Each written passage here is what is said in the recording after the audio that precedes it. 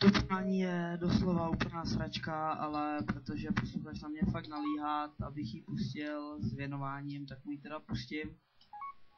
Byla by pro sociální třídu DV2 zrzatou mámu, nacistického tátu Ama, jejich nebohýmu retardovanému synovi Adamovičovi a další lesáky z Volar, dílery marihuany, velký skaláky. To ještě není vše, ještě pro největšího boze Skalota Mauptáka, protesáka a jeho píchačku Markétu Součkovou. Oba jsou retardovaný, protože bydlí u Temelína. Tohle všechno je od jedinýho klučiny a jmenuje se Tomáš Medek. Takže tady máš z Borata tu úplnou sračku.